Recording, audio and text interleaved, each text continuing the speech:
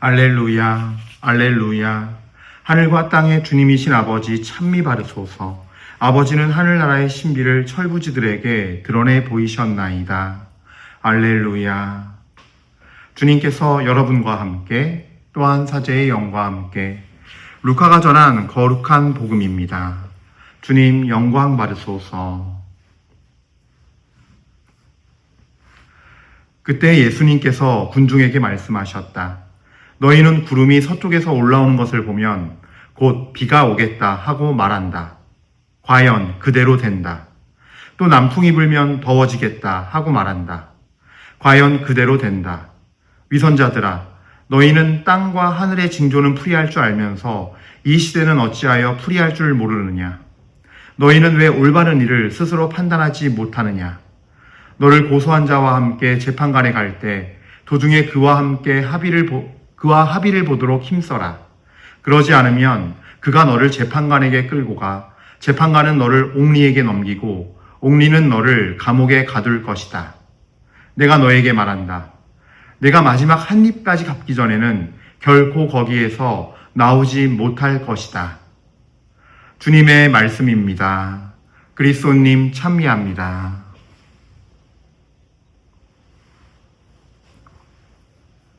찬미 예수님, 은효 183 교회 여러분들, 그래요.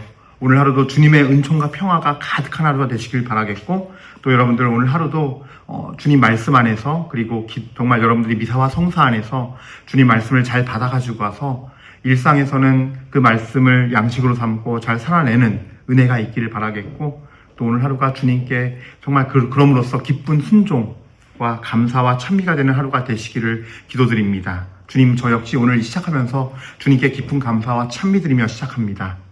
자, 오늘 말씀 보면요, 크게 두 부분으로 나뉘어 있어요. 우리 가톨릭 성경의 이 부분 12장 54절부터 59절 말씀은요, 두 부분으로 끊어져 있는데요. 첫 번째는 54절부터 56절까지고요. 두 번째 부분은 57절부터 59절까지입니다. 이 말씀 보면요, 예수님께서는 첫 번째 부분에서는요, 시대를 어찌하여 풀이하지 할 줄 모르느냐, 이 시대를 읽어낼 수 있도록 하여라라는 말씀이에요. 근데 사실 이게 그때나 예수님 때나 지금이나 똑같은 게 뭐냐면, 지금은 정말 엄청난 어떤 그 여러 가지 법칙들의 발견, 이 세상의 어떤 그런 법칙들을 발견해내고 그러면서 그거를 또 응용하고 개발해서 우리 삶에 이득이 되고 우리 삶에 편해지도록 많은 것들이 바뀌었잖아요, 지금. 그래서 물질이 뭘로 구성되어 있는지도 막 나오고, 게놈 프로젝트라 그래가지고 인간의 막 그런 어떤 그 염색체와 이런 법칙들을 다 지금 풀어냈고 할 정도로 이 지상의 법칙들은 많이 발견했어요. 근데 왜 이 시대는 잘 우리가 풀어내지 못하잖아요. 각 정치는 정치대로 자기 이해만 구하고, 그러니까 각 나라는 나라의 탐욕, 지역사회는 지역사회의 탐욕, 이런 거잖아요. 각 나라의 자기 이익을 위해서 움직인다는 의미 안에는 그 나라의 욕심이 들어있는 거거든요. 우리 나라, 우리 자국이 더 좋기 위해서. 어떤 그런 가운데 정말 이 시대가 사실 정말 봐야 할 진리를 못 보고 뭔가에 가리워져서, 나라, 지역사회 쭉 내려가서 내 개인까지 그런 어떤 뭔가에 가리워져서 이 시대를 진리의 눈으로 보지 못한다는 것이죠. 그러니까 이 시대를 어찌하여 풀이할 줄 모르느냐라는 말씀을 예수님이 하시는 거죠, 사실.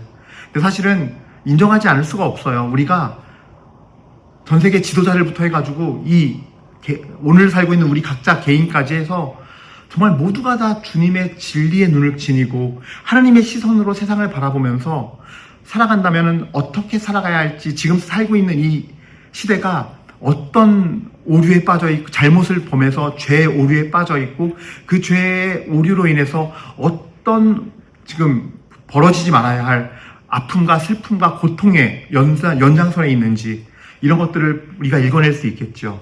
그래서 시대를 풀이하려면 다른 게 없어요. 결국은 우리가 이 하나님의 말씀 그리고 교회의 가르침, 이 안에서 봐야 돼요. 이 렌즈를 갖고 볼 수밖에 없어요. 다만 여기서 주의사항을 드리고 싶은 거는 내 눈이 깨끗하지 못하니 내가 보고 싶은 대로 보는 걸 주의해야 한다는 거예요. 실제로 이제 여러분들 성경 말씀을 잘못 해석하는 거에 대한 한 부류를 말씀드리면 요즘 신천지를 얘기하지만 좀 더 이제 알기 쉬운 예로 한다면 예전에 막 1990년대 이때 막 그 휴거라 그래야 휴거한다고 막 재림한다고 그 요한묵시록을 어떤 목사 이장님 목사님이죠 파고 들다가 제가 봤을 때는 왜 그런 오류가 왔을까? 날짜를 10월 28일이라고 해석을 해버린 거예요. 근데 성경 말씀은요 자세하게도 읽어야 되고 폭넓게도 읽어야 되고 자세하게도 그러니까 다 이루어져야 돼요. 그러니까 줌인 줌아웃으로 다 볼 수 있어야 돼요. 분명히 예수님께서는 마지막 때를 말씀하시면서 이렇게 우리에게 말씀하시거든요. 하지만 그날과 그 시간은 아무도 모른다. 오직 아버지만이 아신다. 이 말씀을 하신 이유는요. 선을 명확히 그은 거예요. 그 날짜를 너희가 알려고 하는 유혹에 넘어가지 마라. 그때가 매우 궁금할 수도 있겠지만 그날과 그 시간은 하나님 아버지 성부께서 주권으로 정하신 거다. 그러니 너희가 그거를 감히 알려고 하지 마라. 그냥 거기에 순종하면서 시대를 읽도록 하여라. 그래서 우리가 성경 말씀을 통해서 어떻게 살아야 이 시대의 깨끗한 양심을 주님으로부터 받아 지니고 깨끗한 삶을 살며 오늘 독서 말씀대로 에베소서 오늘 4장 1절부터 6절까지의 말씀인데 부르심에 합당하게 살아갈 수 있는가? 그건 다른 길이 없어요. 겸손과 온유를 다하는 삶, 또 인내심을 가지고 화가 나도 그 화를 누르고 참으면서 화를 내서 상처 주지 말고 서로 내 안에 분노가 있어서 나 역시도 악에게 악마가 발붙일 틈을 주지 말고 서로 사랑으로 참으면서 성령께서 평화의 끈으로 이루어주신 일치를 보존하는 삶. 성령께서 먼저 주님과 나 사이에 그리고 주님과 우리 정말 선한 그 뜻을 가지고 주님 안에 있는 그들과 평화의 끈으로 이루어주신 그 일치를 보존하는 삶. 참 너무나 아름답고 정말 거룩한 말씀이에요. 정말 이거를 이 모토로 삼고 살면서 이 시대에서 우리가 삐뚤어지지 않고 죄로 기울지 않는 삶을 살아갈 수 있는 것. 그러면서 이 시대를 바라볼 수 있는 눈이 필요하다는 거죠. 그런 의미에서의 성경 말씀이 렌즈가 돼야 되고 교회의 가르침과 교회의 어떤 성전들이 렌즈가 돼야 한다는 거죠. 삶의 렌즈. 영적인 삶으로 우리를 인도하고 깨끗한 삶으로 인도하고 변화의 삶으로 인도한다는 거예요. 거기에 순종하고 그 말씀의 질서에 우리가 순종하며 따라가 살 때 그 렌즈가 필요한 거예요. 근데 이제 과거에 1992년 10월 28일 날 휴거가 일어난다는 건 뭐예요? 바로 그 질서를 깨고 순종을 깬 거예요. 넘지 말아야 할 선을 넘기 시작하고 그 사람이 거기에 꽂혀서 그 유혹에 넘어가서 결국은 정말로 진리가 아닌 그릇 때문에 어떤 상징이 되고 말았죠. 참 불쌍한 거죠. 그 많은 사람들을 정말 직장을 다 관두게 만들고 했으니 얼마나 그가 받을 심판이 크겠습니까? 그래요. 또 이제 어쨌든 요 정도로 말씀을 드리고 그 다음 두 번째 단락 그걸 좀 더 집중해서 말씀을 드리고 싶었어요. 너희는 왜 올바른 일을 스스로 판단하지 못하느냐 하면서 예수님께서 하시는 말씀이 58절, 59절 말씀이 참 중요해요. 너를 고소한 자와 함께 재판관에 갈 때 여기서 고소한 자와 재판관 먼저 재판관은 누굴까요? 재판관은요 바로 우리 주 하느님, 우리 주 예수님이죠. 너를 고소한 자는 누굴까요? 여러 종류가 있을 수 있어요. 이런 거. 돈을 빌렸는데 안 갚아서 저 사람이 막심한 피해를 입고 그걸로 인해서 큰 상처를 입었어요. 그런 경우도 있을 수 있고. 그래서 일반적인 경우로 얘기할게요. 일반적인 경우로 이런 걸 다 통칭해서 나에게 원한을 품고 있고 상처를 받은 형제, 자매를 얘기하는 거예요. 나를 고소한 자가. 도중에 그와 합의를 보도록 힘써라. 주석 성경에 재밌어요. 그와 합의를 보도록을요. 원래 원문으로 해서 직역을 하면요. 그가 그에게서 풀려나도록 그가 풀어지도록 힘써라 라고 되어 있어요. 그 직역은 그래요. 보면 주석 성경의 직역은 그렇게 되어 있는 거를 그와 합의를 보도록 힘써라 라고 이제 최종적으로 번역한 거다라고 소개를 하더라고요. 그러지 않으면 그가 너를 재판관에게 끌고 가 재판관은 너를 옥리에게 넘기고 옥리는 너를 감옥에 가둘 것이다. 내가 너에게 말한다. 내가 마지막 한 입까지 갚기 전에는 결코 거기에서 나오지 못할 것이다. 예, 이 58절과 59절을 함께 나누고자 하는데, 영화 밀양을 보면요, 다 아시죠? 밀양 한번 보신 적이 있거나 들으신 적이 있을 거예요. 우리 그 신앙인들에게, 그리스도인들에게 많은 어떤 생각을 하게 하는 부분이 있어요. 그 여자 주인공이 이제 살다가 이제 밀양으로 내려와요. 예. 남편이 먼저 세상을 떠나서 이제 도시에서 살다가, 서울에서 살다가 밀양으로 내려오게 됩니다. 그래서 거기서 살면서 피아노 학원을 차리는데, 거기서 이제 아들이 납치가 되고 아들이 죽게 돼요. 그래서 이 여자 주인공은 굉장히 많은 어떤 고통과 아픔을 겪으면서 이 아픔과 한을, 이 뚫려있어 정말 어떻게 채워지지 않는 이 마음, 아픔을, 상처를 치유하기 위해서 교회를 가게 돼요. 근데 교회에서 정말 이제 빛을 보게 되고 하나님을 만나게 되는 어떤 그런 체험이 있었고, 거기서 정말 막 한을 다 풀고 울면서 막, 그렇게 되죠. 그랬는데, 그러면서 이제 교회 열심히 다니게 됐는데, 이제 자기가 교회의 어떤 신자로서 정말 하나님 사랑을 실천한 마음을 가지려고 그 원수 사랑을 실천하기 위해서 자기 아들을 죽였던 그 사람을 찾아가지요. 감옥에 갔더니 어떤 일이 벌어져요? 이 사람이 나와서 하는 말이 자기가 여기서 회개하고 하나님을 만났고 죄를 용서받았다는 거예요. 그러자 이 여자 주인공은 완전히 무너져 버립니다. 절규해요. 하느님, 나는 용서하지 못했는데, 용서할 수 없는데 어떻게 당신이 먼저 용서하냐고, 이런 하나님이 어딨냐고 하면서 절규를 막 해요. 예. 그리고 그 여자 주인공은 굉장히 무너지는 삶을 살아요. 예. 근데 오늘 복음, 이 루카복음 12장 58절과 59절이 그 여자 주인공의 절규대로, 맞아, 그런 하나님은 안 계셔라고 말씀하시는 그런 부분이기도 해요. 예. 너를 고소한 자, 나를 고소한 거예요, 예수님한테. 나는 고소당한 줄도 모르는 경우도 있을 수 있어요. 예. 일단은 너를 고소한 자. 그러니까 하느님께서 그 자가 나에게 아픔을 가지고 원망을 품어서, 전 1차적으로 그렇게 해석을 해요. 풀어서 이 사람이 원망과 아픔과 그 상처의 그 절규와 부르짖음이 주님의 보좌에, 주님의 그 어자에 상달된 거예요. 예. 그 아픔을 겪고 부르짖는 그 목소리를 주님은 사실 들으시거든요. 놓치지 않고 들으시거든요.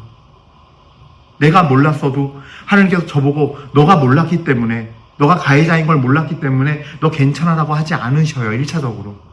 예. 그거는 꼭 말씀드린 거예요. 정확하게. 예.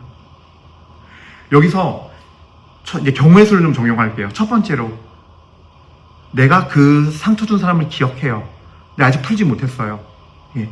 이 경우도 먼저 주님께 가서 더 깊이 그 마음을 묵상하고 그 사람을 찾아갈 수 있는 상황이고, 만날 수 있는 어떤 연락처가 있고 뭔가 만날 수 있는 끈이 있어서 만날 수 있다면 만나세요. 꼭 만나시는 거가 맞아요.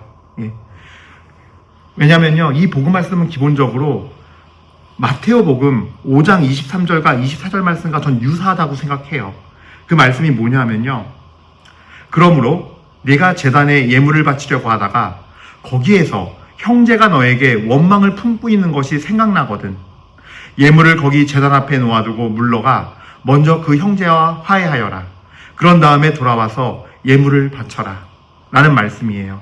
이 말씀과 상당히 전 유사점이 있다고 보고, 이 말씀에 대한 또 다른 어떤 표현이라고 믿어요. 예.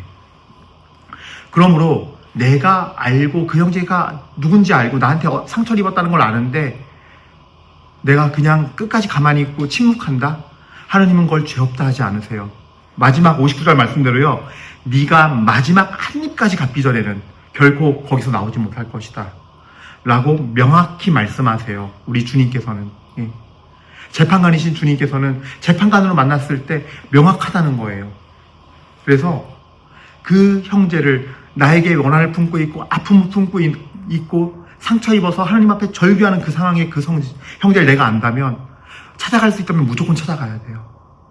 듣고 먼저 하나님 앞에 기도드리고 성령의 비추임을 더 받으면서 성찰하고 주님 앞에 정말 내 자신이 회개해야 되지만 그걸로 용서받아서 끝이 아니라, 예, 가서 그 형제를 만나서 그 형제의 이야기를 직접 들어야 돼요. 그 아픔을. 예. 그게 사실은 회개에 합당한 열매예요. 이걸 맺어야 돼요. 오늘 복음도 그 말씀하는 거예요. 예. 도중에 그와 합의를 보도록 하여라. 그거예요. 그가 풀어지도록 하여라. 풀어지려면 어떻게 해야 돼요? 찾아가서 나에게 막 내가 정말 모욕을 당하는 한이 있더라도, 큰 수치를 당하고 모욕을 당하는 한이 있더라도, 어떻게 아무리 그래도 그렇지 나한테 그렇게까지 얘기하나? 라는 수치를 당하는 한이 있더라도 그 만나서 그에게서 낮춘 자세로 공감하고 진정 어린 사과와 그에 대한 어떤 사죄, 진정성 있는 사죄를 하는 것이 먼저라는 거죠. 근데 이제 두 번째 경우, 전해 듣는 경우도 있어요. 다른 사람을 통해서 전해 듣게 돼요. 똑같아요. 예. 먼저 주님께 가세요. 주님께 가서 정말로 성령의 비추임을 받고 내 모습을 한번 돌아보시고, 예, 정말 주님 안에서 나를 봐야 돼요. 내 영혼의 모습을, 어둠을 보고 진정으로 기도드리고 회개한 다음에 그 상대자를 찾아갈 수 있으면 찾아가야 돼요. 거기서 마찬가지예요. 설령 내가 그 사람이 너무 분노가 커서 나에게 모욕을 주고 막 정말 내가 이렇게 가서 이렇게까지 내가 정말 낮춘 자세로 사과하고 사죄하는데, 심지어 무릎까지 꿇었는데 나를 정말 짓밟아 버린다. 막 말로, 언행으로 용서하지 못하면서, 그래도 그거 다 받아내시고, 예, 하는 것이 회개의 열매를 맺는 것이 맞아요. 예. 중요한 건 내가 먼저 그 자를 아프게 했고 상처를 줬다라는 거예요. 근데 우리는 여기서 또 실제로 이건 제가 그 사제 생활하면서 많은 어떤 내용을 듣게 되고 상담이나 고해를 통해서 듣게 되는 부분인데, 이제 이런 부분들을 많이 힘들어하세요. 제가 가서 사과를 하고 용서를 청했지만 안 받아줍니다. 내가 잘못해서예요. 라고 또 거기에 내 죄를 더 씌워요. 더 씌우진 마세요. 본인이 진정성 어린 마음으로 사과드렸으면 하나님께서 그거는 받아주세요. 예. 안 받아주는 걸 어떡합니까? 그건 내가 할 수 있는 영역이 아니잖아요. 내가 할 수 있는 거는 진정성 있는 사과와 그에 대한 책임을 지는 것들이에요. 뭐 예를 들어서 돈이 금전 문제였으면 갚아준다거나, 아니면 뭘 대신 해준다거나, 아니면 다른 걸로 보상을 해준다거나, 예, 정말 그 진정성 어린 사과와 함께. 그럼에도 불구하고 상대방이 날 미워하고 안 풀어준다. 그건 어쩔 수 없는 거예요. 예. 그것까지 내가 죄책감으로 갖고 오면 안 돼요. 전 그거는 명확히 말씀드릴게요, 여기서. 어쨌든 내가 전해 들었을 때도 마찬가지예요. 예. 그리고 상황과 관계성에 따라서 전 그렇게 생각하거든요. 한번 그렇게 했으니까 끝이야. 아니에요. 예를 들어서 그 대상이 내 가족이면요, 계속 봐야 되는 사람이고 볼 수밖에 없잖아요. 그럼 어떻게 해야겠어요? 계속 해야 돼요. 풀어줄 때까지 해야지요. 10번 가서 10번 다 거절당하고 심지어 모욕을 당하는 한이 있더라도 계속 해야 돼요. 그러면서 조금이라도 그 마음이 풀어질 수 있도록, 예, 회개 합당형 열매를 끊임없이 맺어 가야 한다는 거죠. 상대도 알거든요. 계속 봐야 하고, 내 가족에, 아니 그렇잖아요. 내 자녀인데 안 보면 끝이지라고 말하고 전화 안 하고 일부러 안 하고 이거 버티지만, 사실 그게 그렇습니까? 아니라는 걸 서로 다 알아요. 예, 내 자녀가 틀어졌다면, 또 내 아내가 틀어졌다면, 내 남편과 틀어졌다면 서로 아닐까요? 과연? 예. 그래서 저는 이렇게 말씀드려요. 두 가지가 다 이루어져야 돼요. 먼저 주님 앞에 나가시고, 나가서 기도했으니까 끝이 아니에요. 하느님은 그거 끝이라고 안 해요. 네, 마태복음 5장 23절과 24절, 오늘의 복음 말씀인 이 루카복음 12장 58절부터 59절, 이 말씀 안에서는요, 가서 합의를 보라 그래요. 가서 그의 마음을 풀어주라 그래요. 그런데 그 관계가 어떤 사람은 계속 봐야 할 사람이고 끝까지 봐야 할 사람이에요. 그러면 어떻게 해요? 계속 가서 들어주고 공감하고 해야 되는 거예요. 하나님 앞에 가서도 기도드리고 주님의 성령의 비추임을 받으면서 끊임없이 그 마음을 열고 합의를 보고 용서를 받을 수 있고 가는 그 마음. 그러면 이런 또 질문도 있을 수 있어요. 아니 신부님, 사실 저도 그때 상황이 너무 억울하고 화가 나요. 그렇지만 그것도 주님 앞에서 꺾으셔야 돼요. 예. 주님께 그 마음을 치유받기를. 그리고 그것보다 더 먼저인 거는 나에게 원한 품은 그 형제의 마음이에요. 아니 내가 더 중요하지 왜 그 사람이 더 중요합니까? 하지만 하나님 안에선 그 사람도 똑같이 중요하고 귀해요. 나만 귀하게 보지 마시고 상대를 귀하게 보세요. 똑같이. 그러면 그건 의미가 없어요. 주님 앞에서 내가 억울하고 상황이 있었지만 주님 앞에서 정말 꺾을 수 있는 게 정말 하나님 안에서 강한 사람이고, 하나님 앞에서는 사실 더 그게 더 은혜인 거예요. 그게 더 필요한 거고. 그리고 상대방을 찾아가서 듣고 공감하시고 정말로 진정 어린 마음으로 용서 청할 것들을 용서를 청하셔야 돼요. 예. 저는 오늘 그 말씀을 꼭 드리고 싶어요. 하나님께서는 네가 그때 억울했고 너의 상황이 그랬기 때문에 너 죄 없지 않아, 너 죄 없어 라고 하지 않아요. 예. 너 죄 있어 라고 말씀하시거든요. 예. 그래서 내 마음에 그런 문제들도 있지만 그거는 주님 앞에 정말 내가 약하기 때문에 내가 정말 기를 쓰고 힘을 쓰는 거거든요. 예. 살아남으려고 아프니까. 근데 그거를 꺾으시고 상대를 귀히 보시면서 귀중한 존재로 여기면서 가서 용서를 청하고 이 작업을 하셔야죠. 특히 내 가족이면 더욱더요. 예. 사실 그리고 이런 문제들이 가족들끼리가 더 많잖아요. 예. 물론 외부에서 살면서 인생에 몇 명 그런 사람들이 있을 수는 있지만 내가 용서를 청해야 되고 또 용서하기 힘들 만큼 상처를 입는 경우도 외부에서 오는 경우도 있지만 대부분 다 가족들이 많아요. 가정에서의. 예. 그래서 여러분들 오늘 이 말씀을 꼭 기억하시면서 정말로 나를 고소한 자가 있을 때 내가 전에 듣게 되고 몰랐던 사람이어도 놀라고 당황하기만 하지 마시고, 또 그걸 그냥 내가 신앙이 있으니까 하나님하고만 이렇게 하려고 하지 마시고 하나님께서 그걸 인정 안 해요. 안 받아주세요. 그러니까 여러분들이 꼭 그 사람을 찾아가서 얘기를 듣고 공감을 하고 정말 그걸 내가 그렇게 잘못했어, 너가 말한 대로 그렇게 하지 못했다는 거를 정말 다 인정하면서 이렇게 완전히 마음을 열고 용서를 청하면서 가야 돼요. 예. 내 워딩으로 내 생각을 말하면 안 돼요. 그때도 내 생각이 있는 이유는요, 내가 그거 완전히 못 받아들일 때 내 마음 또 다시 한번 내 눈으로 해석해서 내 방식으로 표현하거든요. 그럼 상대방은요 공감이 안 되는 걸 느껴요. 이 사람이 왜 자꾸 자기 얘기하지? 내가 이렇게 아프다는데 그걸 또 받아서 자기식으로 딴 얘기하고.